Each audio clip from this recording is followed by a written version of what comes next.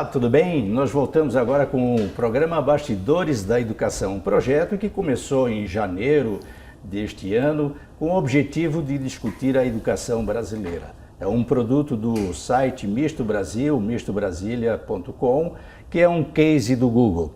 Então nós estamos aqui com dois entrevistados hoje, o reitor do CEUB, o professor Rafael, e o deputado federal Vicentinho. E aí são duas áreas de conhecimento diferentes. Vamos ver se a gente discute bastante essa área da educação, e sendo diferente é importante para a discussão melhorar o nosso entendimento sobre a educação brasileira, que a gente considera fundamental para o desenvolvimento do país. Vou começar aqui com o reitor do CEUB, do Centro Universitário, e perguntando para ele os desafios que nós temos aí para a educação paga na área da graduação, pós-graduação. São grandes, são pequenos ou não existem? Gilmar, primeiramente, bom dia.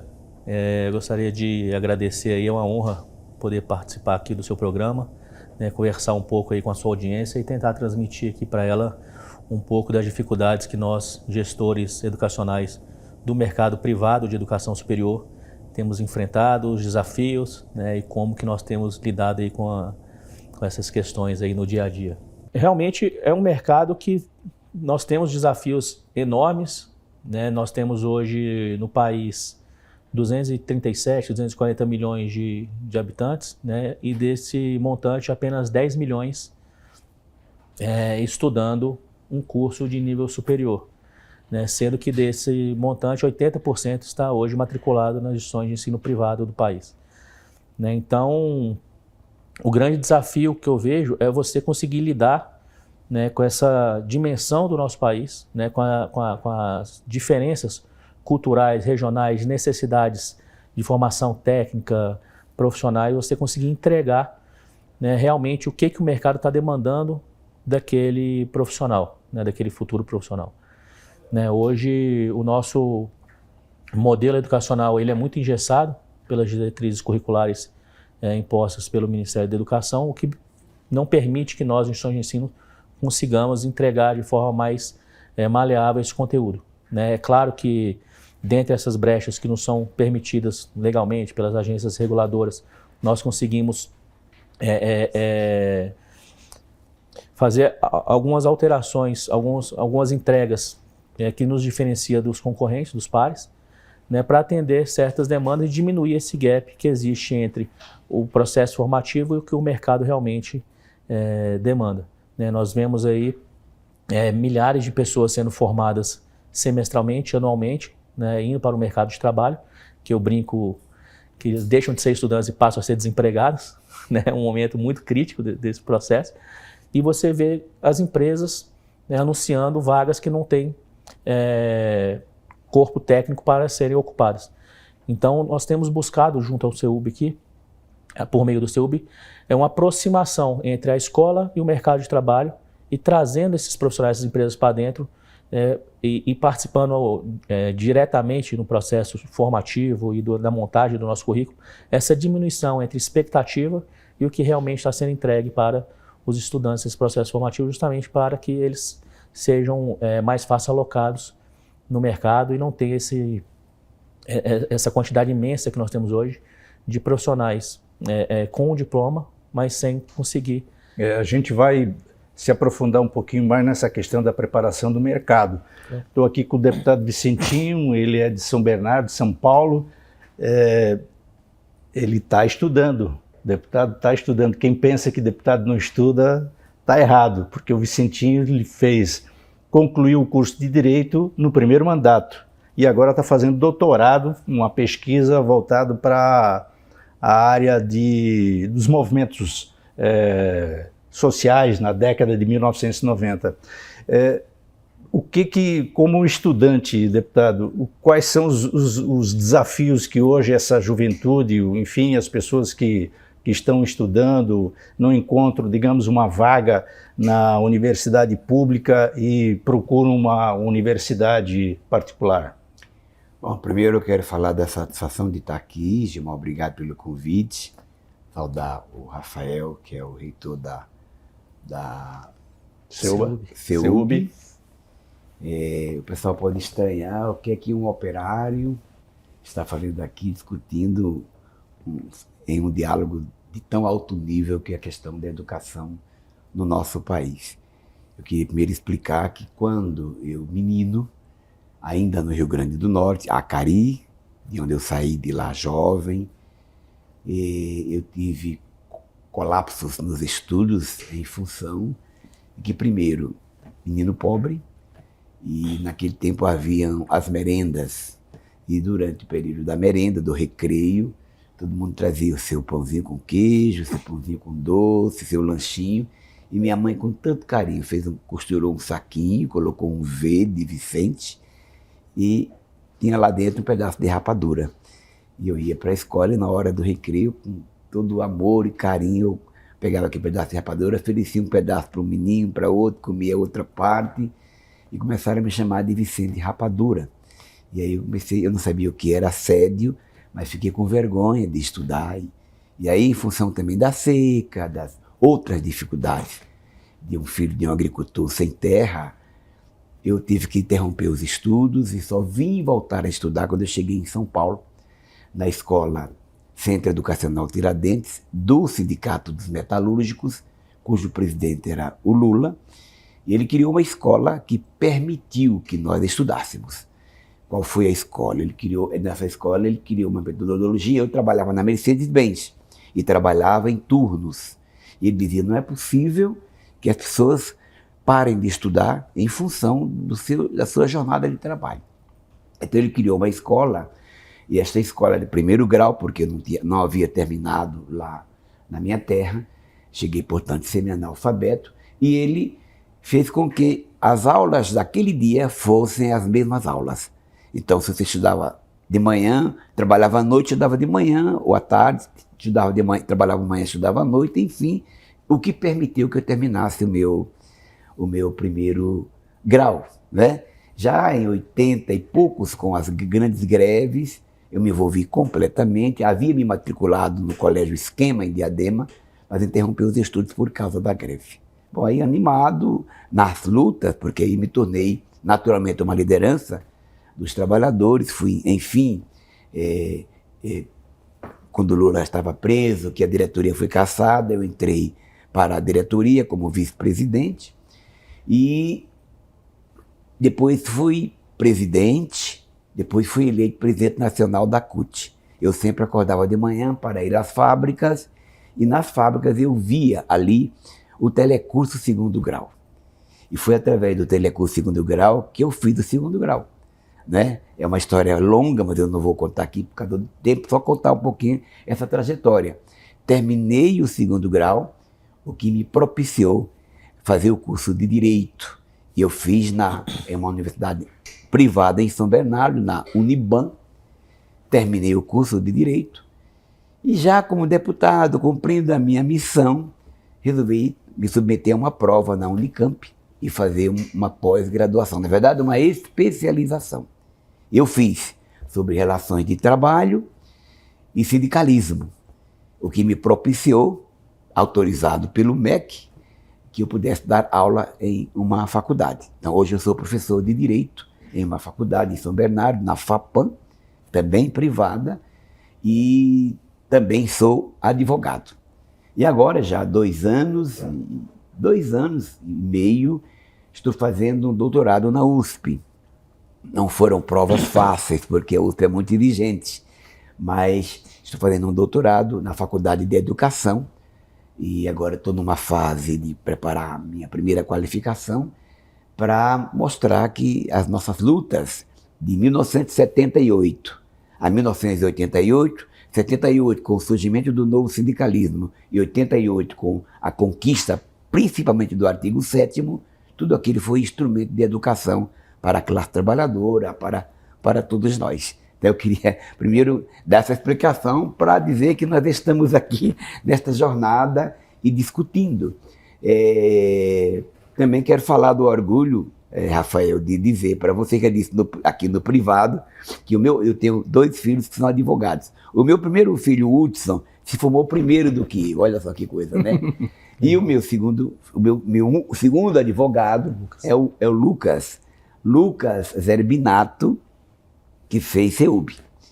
E ao fazer o curso do CEUB, no dia, foi uma emoção muito grande, porque eu fui na formatura dele, o irmão, o Pedro, que mora aqui também, e a Roseli, a minha esposa, e lá, de repente, o orientador, a pessoa que estava coordenando, falou, olha, agora vamos chamar o melhor aluno da classe. Chamaram ele, eu fiquei tão emocionado. E hoje meu filho os meus filhos todos são ótimos advogados e têm cumprido bem com a sua missão. Agora, qual é a sua pergunta, perdão? Deputado, o senhor mencionou a questão do desafio que o jovem tem em frequentar a escola, né? Quer dizer, o horário, você precisa trabalhar e precisa estudar, quer dizer, tem gente que não consegue. Mesmo aqui no Distrito Federal, por exemplo, o ônibus dura em média 50 minutos para chegar no local. E isso é realmente um desafio. Como chamar isso, como criar um método capaz, por exemplo, do Selma, ter um programa que receba esse pessoal? Bom, primeiro, só para que não haja dúvida, nem pai de qualquer questionamento, a minha pós-graduação na Unicamp foram presenciais todas as sextas-feiras durante 2 anos, o curso o dia inteiro, na Faculdade de Economia da Unicamp. Olha, motivo para o desestímulo aos estudos são muitos. Distância, dificuldade financeira, desânimo, né? Eu tinha um outro problema, que era a minha dificuldade em matemática e em aquela matéria lá, parecida com a matemática, esqueci até o nome, que eu não gostava das duas. Química, física? Física, meu Deus do céu. Eu era bom em geografia, era bom em história. Então, cada um tem um motivo que pode não gostar, que pode desanimar. Mas, evidentemente, que esse meu exemplo, eu recebi, inclusive, muitas mensagens de muita gente que voltou a estudar, porque me viu estudando. Eu era uma referência, líder nacional dos trabalhadores. E esses desafios devem ser sempre superados. Como já disse Nelson Mandela, que educação e também o Paulo Freire, que educação é um instrumento fundamental. O Nelson Mandela disse, a educação é um instrumento fundamental para transformar a sociedade. Paulo Freire disse, a educação é instrumento fundamental para transformar a pessoa, e a pessoa tem capacidade de ajudar a transformar a sociedade.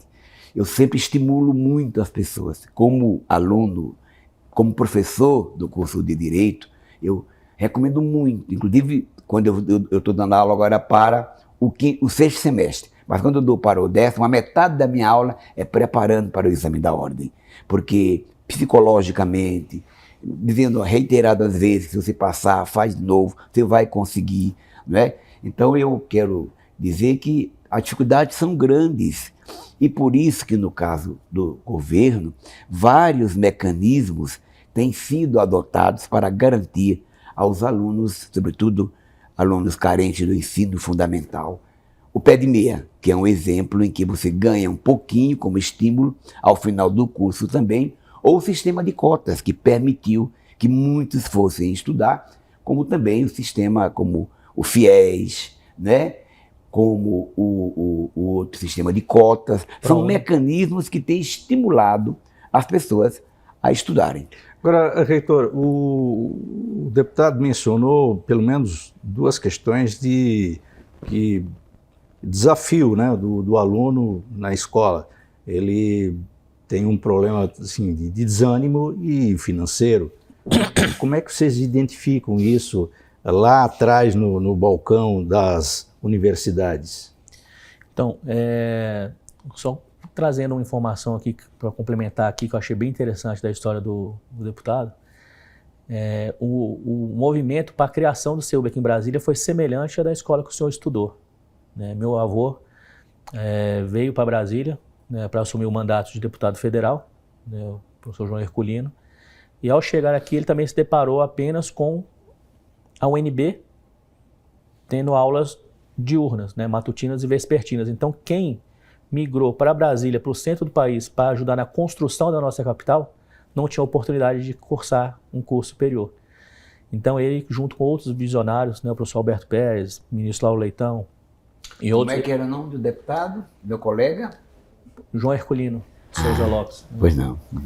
Eles criaram o CEUB com cursos noturnos, justamente para possibilitar que quem veio para Brasília para trabalhar ou ajudar na construção da cidade pudesse ter a sua jornada de trabalho durante o dia e à noite ter a possibilidade de ter uma formação superior.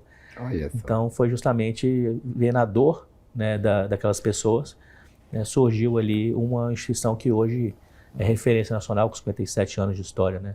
Também quero testemunhar, Rafael, que o sistema, o FIES, quando ele foi criado, foi uma proposta que foi apresentada em um jantar, que eu participei desse jantar. Aliás, eu pedi ao presidente Lula para participar desse jantar, que foi eu, o presidente Lula, e o doutor Heitor Pinto, que era proprietário da Uniban. Ele ainda é, mas em outras configurações. E foi o doutor Heitor Pinto que fez essa sugestão, e o Lula concordou e implantou. Isso é uma coisa que vocês estão sabendo agora, porque a gente nunca conta, mas eu sou testemunho desse fato. Muito bacana. E, realmente, os motivos, né, para a evasão hoje escolar, a evasão no ensino superior, são diversos, né? E cabe nós, educadores, como instituição de ensino, tentar antecipar esse movimento, né, e sanar ali a dificuldade, a dor daquele aluno antes que ele decida evadir, né? Então nós temos realmente alunos entrando cada vez mais jovens no ensino superior, né? Nós temos pessoas que querem antecipar momentos de vida, ingressando na faculdade por meio de mandados, enfim, que nós temos a obrigação de cumprir, mas é uma decisão familiar, né? E é claro que um jovem de 16, 17 anos que ainda está em processo de formação, ele não tem claro na consciência dele o que ele quer atuar, né? Às vezes ele está vindo para a faculdade por conta de uma pressão social, por conta de uma pressão da própria família, porque já vem, por exemplo, aqui em Brasília tem muitos advogados, então já vem para a família ser uma família de advogados, de médicos, e se sente na obrigação de dar sequência, né? Então, ele, no decorrer desse processo, ele vê que aquilo não é realmente o que ele deseja para a vida dele, né? Então, cabe a nós identificarmos esses motivos e tentar redirecionar ou saná-los, né? Como o deputado Vicentinho mencionou, né, tem pessoas que chegam lá com uma formação de base muito deficitária, né, sem conhecimento técnico de cálculos, de matemática, de física, de química, mas o sonho dele é ser engenheiro. Então nós temos programas internos lá no CEUB, né, de aulas de reforço, né, para a gente nivelar esses alunos junto com as demais turmas, para que ele não abandone o sonho dele por conta de uma dificuldade pontual, né? Nós temos trabalhado de forma bem integrada com o DCE, que é o Diretório Central dos Estudantes, né, onde eles oferecem cursos de diversas áreas, justamente para possibilitar que o aluno consiga acompanhar o andamento das aulas e da turma. Porque quando chega na faculdade realmente tem um desbalanceamento, níveis, né? Isso. A pessoa que frequentou uma escola pública boa, ou aquele que frequentou uma escola pública ruim, ou esteve numa escola privada, é realmente difícil, né? Com certeza. E cabe a nós, né, como entidade, balancear isso e possibilitar que o aluno não desista do sonho dele, né? Eu, em minhas falas, principalmente nos alunos que estão chegando no primeiro semestre, em cursos muito longos, como medicina, direito, eu sempre falo para eles que o processo de formação é uma caminhada, é uma jornada longa, né? E que é claro que não vai ser fácil, né? Que alguns momentos acontecerão imprevistos ou questões de ordem pessoal, enfim, que vão fazer com que eles pensem em desistir do sonho. E eu sempre falo para quando isso acontecer, para eles se lembrarem da emoção que eles sentiram quando viram o nome dele lá na lista de aprovado, né? Para tentar resgatar esse sentimento, para manter essa inspiração, essa motivação em seguir com o curso, né? Na questão de ordem financeira também, nós temos hoje um sistema preditivo onde a gente consegue acompanhar a frequência do aluno, porque o aluno não decide da noite para o dia que ele vai se evadir da faculdade. Isso é um processo, uma tomada de decisão, né, de motivos que vão se acumulando e até que chega esse momento. Então ele vai dando sinais, né? Então ele começa a faltar uma aula, começa a faltar duas, o rendimento acadêmico dele começa a cair. Então isso nos acende alguns alertas que os nossos professores, coordenadores de curso começam a entrar em contato com o aluno. Né? Fulano, você vê aqui que você faltou 2 aulas seguidas. Está acontecendo alguma coisa? Né? Se for de questão financeira, nós da administração superior temos todo o interesse em possibilitar, né, que ele permaneça e facilitar esse acerto com o aluno para que ele não avada por conta disso. Às vezes é um momento pontual que a família dele está passando, né, e que a gente consegue ajudar. Né? Se for de questão de desânimo, por conta de não conseguir acompanhar a turma, a gente direciona ele para um curso de formação. Agora tem questões também mais sérias, como o deputado passou na infância dele, né, de assédios, enfim, de diversas. Quando é identificado, a gente tenta encaminhar para o nosso comitê lá, para que ele acompanhe e apure os fatos do que está acontecendo dessa relação, ou com o professor, ou com demais colegas de classe, para que a gente consiga sanar também essa questão e que o aluno tenha uma jornada tranquila e prazerosa dentro do campus, né? Nós estamos com Bastidores da Educação, um programa produzido pelo site de noticiasmistobrasil.com, e esse programa também ele é veiculado em outros 6 parceiros em 6 estados. São televisões, portais e rádios digitais que aproveitam esse material como uma forma de divulgação, de disseminação. Também nós produzimos esse material para as redes sociais e agora, inclusive, nós estamos transmitindo ao vivo pelo TikTok, pela rede social. Você pode mandar sua mensagem, assistir na hora que você melhor lhe convier, inclusive sendo estudante, pode assistir à noite, de manhã, enfim, no melhor horário. Deputado, tem algumas questões que estão sendo discutidas no Congresso Nacional referentes à educação. Nessa semana foi aprovado o SUS da educação, né? Do sistema. E também tem agora aí uma discussão do PNE, do Plano Nacional de Educação, que me parece que o relatório está sendo formatado. Hoje à tarde, inclusive, vai ter uma reunião com o relator lá na consultoria da Câmara para ver esse encaminhamento. O senhor tem participado disso, assim, com um olhar desse seu passado, ou tem visto que essa discussão ainda é muito prematura? Nós temos na bancada uma divisão de responsabilidades. Nós temos um coletivo de educação. Temos o coletivo do mundo do trabalho, que nesse caso eu faço parte.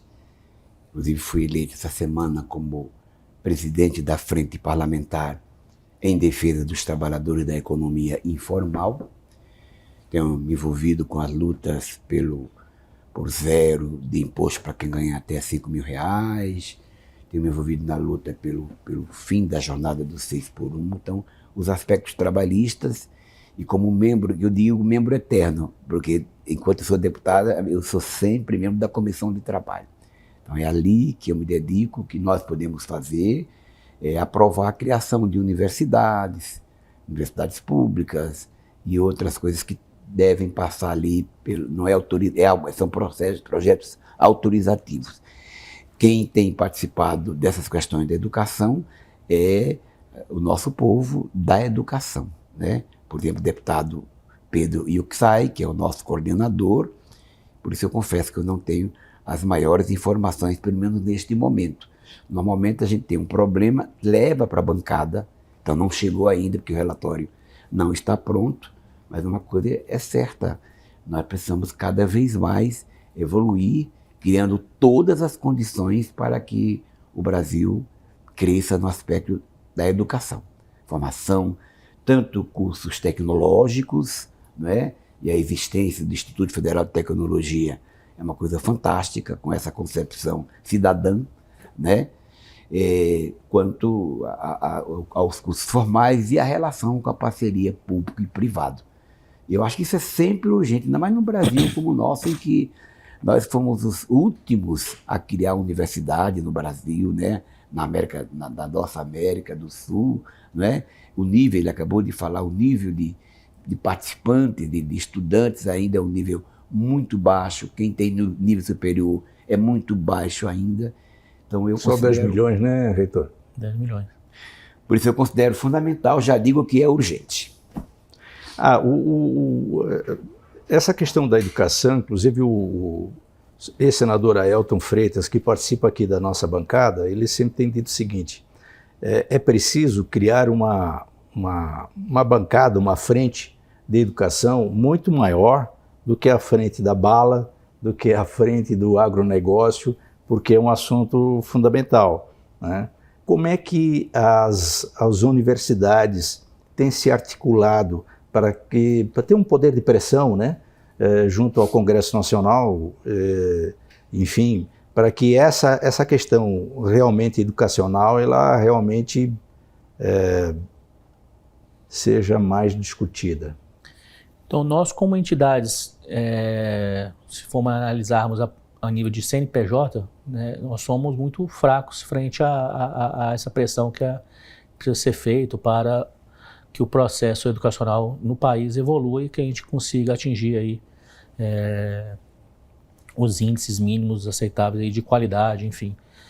E por isso nós nos articulamos, né, em associações, né, que elas levam essas demandas ou ao Congresso, ou ao Parlamento, enfim, ao Senado, aonde for de direito para debate ou para as reivindicações daquelas demandas pontuais que não são pontuais, né? Geralmente quando acontece com uma instituição, vários outros estão passando por situações semelhantes. Então, nós temos a ABMS, que é a Associação Brasileira de Mantenedores de Ensino Superior, a qual eu sou presidente do Conselho Fiscal, né, que o presidente hoje é o Janguier Diniz, né, do Grupo Ser Educacional.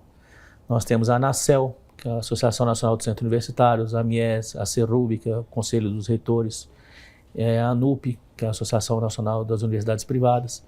E por meio dessas associações nós levamos essas demandas e nós temos tido uma grande abertura nesse momento por parte do governo para que nós tenhamos representantes dentro do Conselho Nacional de Educação, enfim, junto ao Ministério, para que a gente consiga apresentar e defender de forma razoável aí essas dificuldades, essas questões e até sugestões mesmo de melhoria de todo o processo, né? O Brasil, como nós mencionamos aqui, é um país continental onde as realidades são completamente diferentes, né? E você não pode colocar todas as instituições no mesmo balaio ou todos os alunos por questões sociodemográficas que precisam ser respeitadas, né? E hoje, até dentro da instituição, a gente tem que tratar o estudante como um indivíduo, né, único, que tem as suas necessidades que precisam ser supridas e suas expectativas, né? Então, imagina você querer legislar ou fazer algo para unificar ou normatizar tudo no âmbito nacional de forma igual, mas sem dar para cada região ou para cada instituição que está operando ali naquela região, né, uma oportunidade, uma possibilidade de adequação do seu currículo para a formação daquele aluno em si. Então, hoje a forma que nós temos para ganhar força ou termos voz perante aos órgãos competentes são através das associações nossas, onde nós, mantenedores, reitores, enfim, se unem para apresentar essas demandas aí a quem for de direito. Muito se discute sobre a criação de cursos, né? Dizem que tem cursos de direito demais, tem curso de medicina demais, enfim, toda essa discussão aí. Afinal de contas, se eles falam que tem muito curso de direito, é um problema de formação, é um problema de mercado, como é que a gente pode enxergar isso? Então, realmente, hoje o Brasil é um dos países no mundo que tem maior quantidade de cursos de direito, né? O que eu não considero isso ruim, né? Como diria meu avô, né? Se todo funcionário, se todo cidadão, independente da sua profissão, tivesse a formação em direito, independente da profissão que ele estivesse exercendo, né? O Brasil com certeza seria um país muito mais desenvolvido, né? Então, hoje, o próprio mercado, né, da lei de demanda, de procura, de oferta, ele se balanceia nessa questão, né? Nós temos hoje cursos de direito de 400, 500, 600 reais, nós temos cursos de direito de 5, 7 mil reais. Então, hoje nós temos uma gama, uma possibilidade de diversas pessoas cursarem com base na sua realidade financeira e depois o mercado vai fazer essa seleção. Então, eu não considero como ruim, eu considero desbalanceado, né? Nós temos uma concentração muito grande em alguns estados, em alguns centros, né? E uma defasagem enorme, como no Nordeste, interior do Nordeste, do Norte, no Centro-Oeste, enfim. Então, assim como o da medicina, né? A medicina, nós também temos um desbalanceio enorme dessa distribuição de cursos que hoje está sendo, foi feito um freio desse processo de abertura, né? E que eu acho que uma das soluções que poderia resolver é você retirar as vagas daquelas instituições que estão sequentemente sendo mal avaliadas e redistribuir para aquelas instituições que estão fazendo um trabalho excepcional, né? Então, nós temos estudos que mostram que nós temos hoje faculdade demais, que nós temos formando médicos demais, e nós temos estudos que contrapõem isso. Então, cada um vai pegar o seu viés de confirmação e trabalhar em cima dessa linha, né? Eu acho que nós temos que realmente verificar onde está tendo uma defasagem, uma necessidade de formação médica, né? Liberar a abertura e fiscalizar, claro, dessas instituições nesses locais e ver alguma forma de exigir que o aluno que desenvolveu um programa de residência naquela região se mantenha ali por um prazo prestando um serviço àquela comunidade, né? Porque você vai fazer um programa, por exemplo, de residência médica no interior lá do Amazonas, perto de Manaus, onde há necessidade de carência médica ali. Depois o aluno vai vir para um grande centro em Brasília, São Paulo, Rio de Janeiro.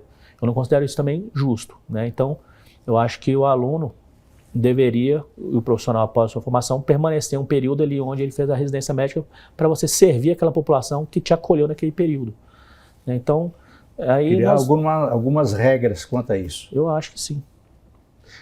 Deputado, o senhor vem de uma região assim industrial, né? São Bernardo. E a questão da formação profissional, ela continua ainda muito latente na região, né? Nós avançamos um pouquinho melhor nessa área do ensino técnico, tanto de graduação como a nível médio?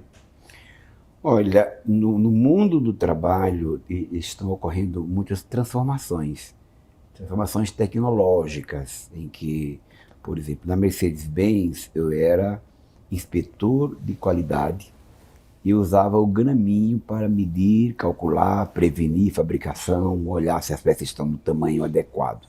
Hoje essa profissão desapareceu porque os mecanismos são outros e medem com alta tecnologia, medem com precisão e muita rapidez, né? Você calcular todo a dinâmica de um carro, por exemplo, o quanto a gente demorava, peça por peça do capô, os raios, a distância que estava. Hoje não, põe lá num quarto, lá no negócio lá, na hora. Na usinagem, por exemplo, você, para fazer, no caso da Mercedes, né, que foi onde eu trabalhei 25 anos, na usinagem, por exemplo, para você fazer um diferencial, produzir um diferencial, éramos em torno de 40 pessoas, porque tem várias peças, várias operações. Tem máquina lá que com 2 pessoas, você põe a peça e a outra pessoa tira a peça. Às vezes é o robô que tira a peça, e às vezes é o robô que põe a peça. Então, isso fez com que essas empresas ficassem muito mais produtivas, 3 vezes mais produtivas, com 3 vezes menos gente. Isso tem sido um problema seríssimo ao longo... Isso não é só na indústria, no setor bancário. Quem é que vai ao banco hoje, por exemplo, né? Você tem um cartãozinho, faz de tudo, que são as modernidades, e ninguém vai agir como se agiu no século XVIII, quebrando máquina, né? Tem jeito, tem que buscar outros caminhos. Então, se exige algumas coisas que no passado não exigia. Para você ser torneiro mecânico, como o Lula foi, para você ser inspetor de qualidade, como eu fui, para você ser ferramenteiro, como Jair Meneghelli foi, não exigia, digamos, uma qualificação extraordinária. para você operar essas máquinas hoje em dia, a qualificação manual não tem mais, você tem que falar inglês, por exemplo, né? Porque, ou alemão, né? Enfim, então são modificações que fazem com que cada vez menos as pessoas estejam trabalhando nessas indústrias. Mas o Senai cumpre um papel, no caso da região do ABC, tem como um papel importante, e o Senai tem avançado, inclusive, em energia quântica, tem avançado em outros aspectos. Eu confesso que eu não tenho condição de fazer a medição, mas eu só posso dizer que na região do ABC nós éramos 365 mil trabalhadores com carteira assinada. Logo, esses trabalhadores tinham férias, aviso prévio, fundo de garantia, 13º, né? Sindicatos, portanto, tinham convenções coletivas. Esse número, antes da pandemia, caiu para 180 mil. Portanto, mais da metade foi para a economia informal. Ok? Oi? 500 mil. Não. 600 mil para cento e poucos mil? 363 mil para 180 mil. Ah, ok. 50%, né? Isso eu estou falando de um exemplo de uma região industrial, que sempre busca caminhos, né? Imagine São Paulo, imagine grandes centros por aí afora. Como a minha sensibilidade ela é mais humana, eu estou muito preocupado com a situação de para onde vão essas pessoas. Aí vão trabalhar em aplicativos, sem nenhum direito, sem nenhum seguro, sem nenhuma segurança, vão vender picolé, vão vender capa de telefone celular, e como é que fica o futuro dessas pessoas? Então, quando a modernidade é maravilhosa, mas tem que pensar no ser humano, né? Se não pensar no humano, fica mais difícil para nós. Então, eu considero que, no caso dos profissionais para essas áreas, tem se conseguido. Aliás, as empresas não têm mais aquele esquema que ficavam roubando profissionais. Eu sou de um tempo, Gilmar e Rafael, que você trabalhava numa fábrica, lá no ABC, né? Então, eu entrava de madrugada na fábrica, na Volks, na Mercedes, vinha uma Kombi da Volks, 2, 3 Kombis. Quem quer trabalhar na Volks, a gente paga melhor, entra aqui e venha. Vice-versa.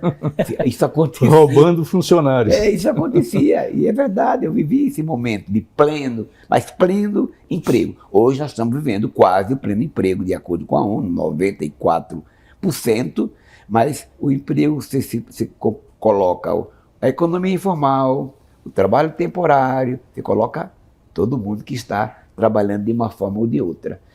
Então eu considero que não há essa falta. Em outros lugares pode ocorrer. Vamos pegar um exemplo de Sorocaba. Sorocaba, pleno emprego. Sorocaba não tem desemprego. Concentração de indústrias, um crescimento permanente, um sindicato muito forte, presidido pelo nosso companheiro Leandro. Enfim, cada sindicato tem uma realidade. No caso dos metalúrgicos do ABC, hoje presidido pelo nosso companheiro Moisés, tem um grupo da diretoria que tem muita criatividade. Por exemplo, as propostas para que nós reflitamos sobre a indústria 4.0 ou outros aspectos da modernidade. Esses grupos têm propostas a serem apresentadas. Quando eu fui presidente do sindicato, eu me lembro que a gente vivia uma crise grande no Brasil. Collor de Mello era o presidente da República e nós ousamos apresentar uma proposta de redução de impostos dos carros, 25%, aumento dos salários, redução dos impostos municipais, redução dos impostos federais, tanto é que envolveu o COFAS. Fizemos o maior acordo da história, tripartite, que aumentou a produção de 950 mil para 2 milhões de veículos. Foram saídas dentro do sistema, digamos, tecnológico que ali existia, mas foram saídas que extrapolaram a relação capital e trabalho, extrapolou também a questão dos mecanismos. Sempre se busca um caminho. O que nós não podemos é deixar as pessoas abandonadas como se nada tivesse acontecendo, porque acontece e dói muito. Agora, reitor, o senhor mencionou no início sobre esse desafio exatamente da mão de obra, da preparar a mão de obra, né? Quer dizer, a universidade tem que estar lá olhando o que está acontecendo com a realidade para colocar um profissional mais preparado no mercado, o que o mercado exige. Como é que vocês estão vendo essa questão? Quer dizer, muitos cursos nessa coisa toda aí pode desaparecer, é isso? Não, com certeza. Já tem estudos aí que nos próximos 10, 15 anos, 80% dos cursos que hoje existem não existirão mais, né, das profissões, por conta dessas mudanças de mercado e tecnológicas que o próprio deputado trouxe aqui para a gente. E cabe a gente estar sempre monitorando o que as instituições estão fazendo pelo mundo, né, as principalmente as mais renomadas, né, e tentar adaptar para o nosso país aqui, para a nossa realidade. Então o que a gente tem feito é revisado com mais periodicidade o nosso plano pedagógico dos cursos, né, incorporando disciplinas que até então nem havia necessidade ou não existiam, né, no caso aqui a gente pode trazer, por exemplo, a inteligência artificial. Né, e quando a gente fala de inteligência artificial, o pessoal já vem logo à mente o ChatGPT, né, acho que o ChatGPT resume tudo isso e não é. Né, cada profissão hoje, né, nós temos inteligências artificiais e tecnologias específicas para aquela profissão. Né, nós podemos mitigar também essa questão engajando, envolvendo alunos de diversos cursos em projetos de extensão, projetos de pesquisa, projetos que vão ajudar uma determinada comunidade, uma determinada população desassistida, enfim, na realização e trazendo soluções reais para aqueles problemas, né, fazendo também uma questão social, mas também capacitando ele para esse trabalho no futuro. Essa preocupação, ela é uma preocupação das instituições a nível do Brasil, né, porque como você mencionou, tem realidades muito diferentes de região para região, né? Com certeza. Ontem mesmo saiu em diversos veículos de comunicação aqui no Distrito Federal um projeto onde os nossos alunos da medicina veterinária desenvolveram, junto com os alunos da tecnologia de informação e engenharia de computação, um protótipo, né, e para um cachorrinho deficiente que não tinha as patas da frente, tudo utilizando tecnologia, utilizando inteligência artificial, usando impressoras 3D, né, possibilitando que aquele cachorro tivesse uma vida mais normal, vamos dizer assim. Né, então é um projeto que realmente é muito bonito de se ver, né, onde você consegue preparar o aluno a partir ali do segundo, terceiro semestre, em projetos realmente reais, tirando ele da questão apenas teórica de sala de aula, né, e trazendo para ele uma aplicabilidade. E isso eu acredito também, e nós temos visto isso no CEUB, que diminui até a evasão. Porque a partir do momento que você torna o curso dele mais prático, mais interessante, né, ele vai estar mais motivado em continuar seguindo ali, desenvolvendo esses projetos que ele está vendo que está trazendo frutos reais para a sociedade. Né? As indústrias, elas têm colocado essas demandas para vocês, indústria, comércio, serviço, agronegócio, enfim, eles têm colocado essas demandas para as instituições superiores, principalmente na formação de graduação e dali fazer pesquisa, graduação, enfim, sim, pós-graduação. No Brasil isso é muito incipiente ainda se você comparar culturalmente com outras instituições, por exemplo, no Reino Unido ou nos Estados Unidos. No ano passado eu tive o privilégio de estar em 6 das 10 melhores, mais bem conceituadas instituições do mundo. Então, quando você vai a Harvard, no MIT, quando você vai a Oxford, Stanford eu vou esse ano, já estou até antecipando já, mas você vê que realmente há uma integração muito maior do governo, né, demandando pesquisas das instituições privadas, das empresas e das universidades. Né? Aqui nós estamos iniciando esse movimento, eu acho, com mais força agora, por questões de mercado, onde realmente as empresas, os empresários, os setores têm buscado as universidades, indicando ali quais são as deficiências e onde eles precisam de informações mais específicas. Então, por exemplo, nós temos um grande empresário do agro aqui no DF, que é o Joy Valley, que ele nos procurou falando que realmente, por conta dessa modernização dos equipamentos, das questões tecnológicas hoje no agro, né, nós não temos mão de obra para operar essas máquinas. Então, que ele queria desenvolver em parceria com o CEUB um curso de pós-graduação de curta duração, muito técnico, para a formação desses agrônomos, desses profissionais, para que atuem no agro, envolvendo com já olhando essa tecnologia. Né? Nós temos também, por exemplo, integração de projetos do direito, onde a gente traz profissionais do mercado para ajudar na revisão do nosso cronograma acadêmico, onde já foi sugerido, por exemplo, a condensação de um conteúdo que antigamente havia necessidade de estar em 2 disciplinas, em 2 semestres distintos, né? E hoje é uma atuação muito específica naquela área do direito, né? E hoje é ampliação de uma disciplina, por exemplo, que cuida da Lei de Proteção Geral dos Dados, que até 10, 5 anos atrás não era nem mencionado, né? E hoje faz necessário que o advogado tenha consciência disso.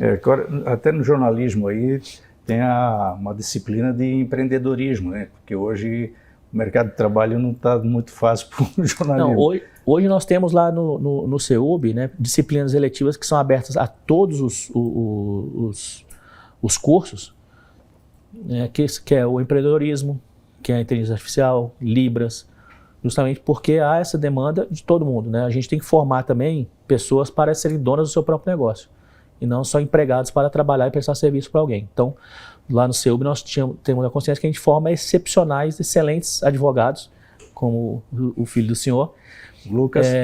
Porém, se ele não tiver uma visão empreendedora, uma visão de gestão, a gente vai estar formando pessoas para trabalhar para quem já está no mercado. A gente tem que formar também profissionais para que ele gerencie o seu próprio negócio, seja dono do seu próprio negócio. Então, nutricionistas, fisioterapeutas, psicólogos, no caso de quem tem odontologia, né? Para quê? Para que ele gerencie o seu consultório também, né? E não apenas preste serviço para um outro. Então nós temos essa preocupação de oferecer essa formação empreendedora, independente do curso, justamente para formar esse profissional mais holístico, mais completo. O deputado, os sindicatos têm enxergado isso também, essa questão de demanda, novas oportunidades, eu diria. O sindicato tem buscado essa aproximação com as escolas e com as empresas? Antes eu queria dizer que tem um outro aspecto aí da formação para o preenchimento de oportunidade de trabalho no Brasil, que o mundo inteiro avançado já o faz com excelência, é a introdução do tecnólogo, cursos de tecnologia, que eu acho que são importantes demais. Às vezes não pode precisar de um engenheiro, mas sem o técnico, sem aquele que está lá no cotidiano, você pode precisar de uma enfermeira, mas sem auxiliar técnico, sem enfim, é preciso também preencher esse espaço que hoje a gente está também sentindo essa falta. Bom, quando você fala de sindicato, existem sindicatos e sindicatos, né? Existem sindicatos que não têm nenhuma postura cidadã, né? Existem sindicatos que pensam... aliás, é um debate que eu tenho feito desde que eu presidi o meu sindicato, depois que eu presidi a CUT. A gente criou o sindicato por causa de contribuição sindical. Agora, tem muitos sindicatos, e essa tese eu defendi no Congresso da CUT, defendi no nosso sindicato, foi aprovado, e depois defendi e foi aprovado na nossa central, que é o sindicato que extrapola o corporativismo, que tem uma visão mais ampla, não é? Que eu chamo de sindicato cidadão. Esse sindicato, ele pensa no meio ambiente, ele pensa na saúde para o nosso povo, ele pensa nas questões internacionais que tem a ver, não se limita apenas à campanha salarial, ao salário, à renovação das convenções coletivas, do que digamos, do cotidiano, mas você tem que pensar amplamente. E o sindicato vários sindicatos têm. Esse é o novo sindicalismo. É o chamado novo sindicalismo, e esse sindicalismo tem cursos de formação, tem convênios com universidades. O primeiro convênio que foi criado no nosso sindicato, eu era, portanto, presidente da instituição, foi, por exemplo, com a Faculdade Metodista em São Bernardo, em que a Faculdade Metodista fazia para os nossos metalúrgicos cursos de economia, por exemplo. Era um orgulho. O companheiro saía da fábrica com uma pastinha, eu vou para a faculdade. Não era fácil ir para a faculdade. Vou lá fazer aquele curso. Então, com isso faz com que você tenha convênios. Nós temos um instituto muito importante, que é a experiência ímpar no mundo, que é a existência do DIEESE, que é um instituto, que é um departamento muito respeitado, tanto pelos trabalhadores, pelo sindicato, como pelos empresários, que tem dinâmicas, cursos profundos aí. Tem que fazer um dia uma entrevista com eles aqui para explicar o que eles têm feito no sentido da preparação.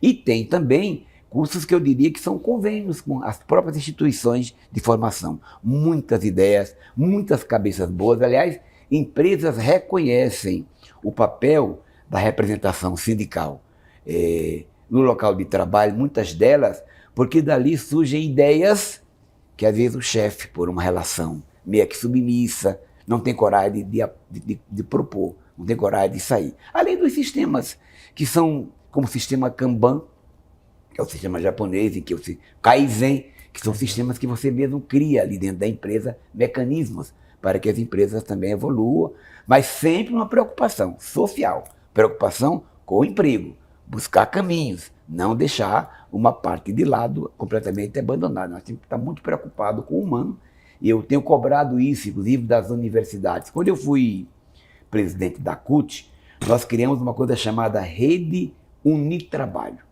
que é a universidade e o mundo do trabalho. 53 empresas, universidades públicas e privadas participaram desse sistema por um importante tempo. Depois, infelizmente, as coisas mudam, né? Mas eu acho que vale a pena essa simbiose entre os sindicatos, que efetivamente pensam grande, e tem, graças a Deus, sua grande maioria, e as instituições de ensino. Eu acho que seria excepcional essa questão, né? Até se fosse uma política de Estado, não de governo, né? Voltar, por exemplo, com algumas de forma mais pesada, com aquele, por exemplo, que teve aqui no Distrito Federal, o cheque educação, proposto e iniciado aqui pelo senador Exalci Lucas, indo ao encontro com o que o senhor falou mais cedo aqui, onde quem vem do ensino privado, ele tem uma formação mais densa, mais sólida, que possibilita acessos melhores. Então, a gente sabe que as vagas das instituições federais, estaduais, enfim, das instituições públicas, né, são ocupadas por realmente quem teve uma formação básica muito sólida vindo do ensino privado, que geralmente tem condição financeira. Essas vagas estão sendo ocupadas, deveria estar sendo direcionada para quem não tem condição, e que hoje tem sido feito esse papel tem um em grande parte inverso aí. Você estuda na escola privada e depois aí para vai a faculdade pública ocupando a vaga de quem não deveria. Então, já se sabe o custo que esse aluno tem mensalmente para as instituições, né, um custo elevado. Às vezes propor, né, para o sindicato em parceria com as instituições privadas e o governo federal, né, um cheque educação, um cheque escola, onde essas pessoas que não têm esse acesso, né, poderiam escolher a instituição particular que gostaria de cursar, né, ocupando então essas vagas ociosas, né, que hoje é uma das grandes dificuldades das instituições privadas do país, dando possibilidade para quem não tem acesso a instituições federais ou estaduais, as públicas, de irem estudar também um curso de qualidade de graduação, né, e nós, como instituição privada, faríamos ali, né, o nivelamento, né, para que esse aluno conclua também com êxito e introduza ele ao mercado de trabalho com a qualificação necessária. Eu queria só complementar, né? Claro. O que você tem falado, Rafael, nesse aspecto é verdade. O que é uma contradição, né? Uhum. Eu sou de um tempo que a escola pública era a maior, primeiro e segundo grau, que era o primário naquele tempo, e o secundário naquele, era a maior aproveitamento dos alunos, melhor escola. Sim. Tanto é que se dizia, fulano não veio para cá porque é filho de rico, preguiçoso, então ele vai para a escola privada. Nós aqui, damos lição. E aí é para a universidade pública. Pois é. Hoje, nesse doutorado que eu estou fazendo, eu faço vários cursos para cumprir os créditos necessários, e na Faculdade de Direito de São Francisco, Eu vejo lá, tem muitos jovens pobres e negros, mas a grande maioria não são pobres nem negros. Então precisa haver este equilíbrio, uma política de Estado. Por isso que esses caminhos como cotas, eu fico feliz porque as pesquisas posteriores já deram conta de que o aluno que vem de cotas, que teve cota zero na vida, né, esse aluno tem um aprendizado igual, determinando o caso até melhor do que quem vem de uma escola privada. Também tem isso. Então, basta ter a oportunidade. Vamos compreender um grande caminho e um grande compromisso.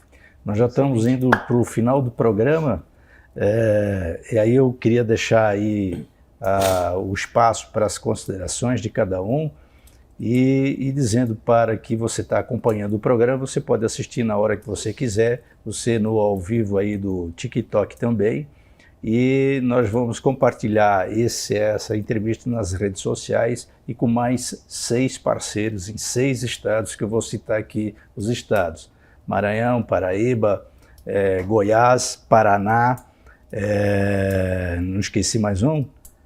Tem mais um aí, Paraíba, Paraná, enfim, eu já esqueci de um, mas os nossos parceiros estão acompanhando e sabem que esse programa... Pena que não tem São Paulo, né? Nós temos que botar lá em São Bernardo, deputado. É isso mesmo. E é importante isso, porque são pequenos espaços que permitem uma discussão sobre a educação, né? Que tem espaço. Nós precisamos de espaço para a educação. Lá nós temos a TVT, que tem ganhado uma grande respeitabilidade. Temos a TV Cultura, que é muito importante. Busque esses caminhos por lá, o povo está aberto. Claro, com certeza. Como o senhor já está com a palavra aqui, o senhor pode dar uma noção de que, como, para a gente encerrar, essas ideias aí que estão surgindo, tanto do sindicato como das universidades, estão refletindo lá no Congresso Nacional? Olha, é meio que um consenso, apesar da turbulência que estamos vivendo hoje, julgamento do Bolsonaro, discussão sobre anistia no Congresso, esses debates todos, mas é meio que consenso esse assunto quando se trata de educação.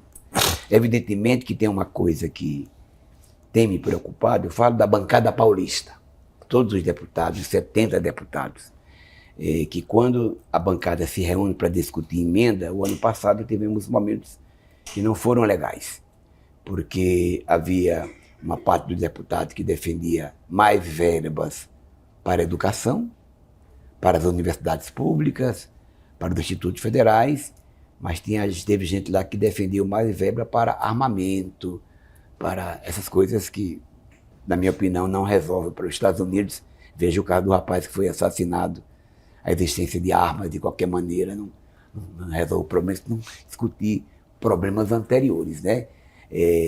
Mas eu sinto que quando se trata desse tema, as pessoas têm sensibilidade, todos têm sensibilidade. E é importante que nós aproveitemos a inteligência das universidades privadas em convênio, em conluio com as universidades públicas, com os grupos estudiosos, com os intelectuais, para que a gente faça um grande projeto para a nação. Isso eu quero também. Mas aproveitando, já que você está encerrando, né, quero agradecer, Gilmar, a oportunidade. Você me pegou ali no canto do plenário, quando eu acabei de fazer um pronunciamento, me convidou. Quero agradecer a dona Roseli, porque eu teria que viajar ontem mesmo. Nosso agradecimento a ela. Porque aí que propiciou estar aqui com vocês, e estar com um jovem, né, reitor de uma universidade muito respeitada, cujo filho meu, eu tenho 2 filhos que moram aqui, o Pedro, que faz turismo da UNB, e o Lucas, que se formou em Direito no CEUB. CEUB ou na CEUB? No CEUB, porque é no Centro Universitário. Né? Centro Universitário, tá certo. Antes de dar a palavra para o Rafael, eu preciso aqui me corrigir quanto aos estados. É Paraíba, Piauí, Paraná, Goiás, Maranhão e Santa Catarina. Então está feito aí a nossa correção necessária, né? Reitor. Eu gostaria também de agradecer o convite, a possibilidade de estarmos aqui hoje debatendo um tema tão fundamental, que é a educação. A educação, eu acredito que seja a principal mola propulsora de desenvolvimento de qualquer nação, onde você vai pegar pessoas muito jovens, às vezes pessoas que estão buscando uma reinserção no mercado de trabalho, e possibilitar que ela saia de um ponto A para um ponto B, sendo esse ponto B melhor do que o que ela estava antes. Então, sem educação, nenhuma nação se desenvolveu, e eu acho que nós temos que, através dessas parcerias, dessas trocas de ideias, entre o setor privado, o setor público, as entidades de classe, nós conseguimos avançar de forma muito produtiva e positiva para as pautas do país. Eu acredito que hoje, por conta dessa revolução, dessa mudança geracional, esses jovens, as pessoas estão muito imediatistas, querem, eu sempre falo isso, ter antes de ser, querem buscar o resultado antes de desenvolver um trabalho e colher esses frutos, e pegam e se apegam muitas vezes na exceção e colocam ela como regra. Então, do mesmo jeito que a gente vai ter um Neymar no futebol, que é a exceção, nós vamos ter um Cristiano Ronaldo, nós vamos ter, enfim, pessoas que se destacam. Eu vejo isso após o advento aí da pandemia, as pessoas se apegando muito a esses influencers, esses digitais influenciadores, esses youtubers, como sendo a referência. E não é. Eles são as exceções, que têm grandes resultados. E a mensagem que eu gostaria de deixar aqui é justamente isso. Não abandone ou não troque uma formação que é totalmente estruturada, de ensino superior, de uma graduação, mesmo que seja uma graduação técnica de 2 anos e meio, por cursos rápidos. Nós temos hoje aí pessoas dando eco a esse discurso de que você estudar e você investir numa graduação é jogar o dinheiro fora, e não é. Principalmente porque dentro de uma instituição de ensino superior, seja ela pública ou privada, você cria relacionamentos, você cria network que depois 10, 15, 20 anos você vai encontrar essa pessoa e essa pessoa vai poder te proporcionar ali experiências ou uma possibilidade de trabalho que você não teria sozinho dentro do seu quarto fazendo um curso ali. Quando que você vai poder hoje, como lá no CEUB, andando nos corredores, encontrar com o ministro Aires Brito, o ministro Fachin, e trocar ali 10, 15 minutos ali de conversa, que pode mudar a sua visão completamente sobre a profissão que você escolheu. Pessoas que são inacessíveis fora do ambiente universitário acadêmico, e que você tem essa possibilidade. Então, o networking de poder estar ali tendo aula com pessoas renomadas na sua área de atuação, essas pessoas podem te possibilitar e abrir portas ali no futuro. Então, esse processo de forja do indivíduo, do ser humano, ainda mais imbuir na ele a consciência do papel dele social e de transformação na sociedade onde ele vai estar envolvido, é fundamental, e só uma instituição de ensino hoje consegue moldar essa pessoa. Então, é muito importante. Eu agradeço demais esse espaço que você nos deu aqui. Foi uma honra estar aqui com o deputado Vicentinho aqui para a gente poder trocar essas ideias e avançar nessa pauta que é realmente fundamental para o desenvolvimento do nosso país. Ok, a gente agradece o Rafael, agradece o Vicentinho e agradecemos especialmente a você. E só um complemento aqui, no mês de outubro, provavelmente, nós entramos com uma série chamada Previdência Social, que é uma série produzida, que está sendo produzida já pelos alunos do CEUB, voltada para diferentes focos da Previdência Social, para quem já está pagando, para quem ainda vai se aposentar ou que ainda está pensando em se aposentar, inclusive na Previdência privada e pública. É isso aí, muito obrigado e nós contamos com você no próximo programa daqui a 15 dias. Obrigado.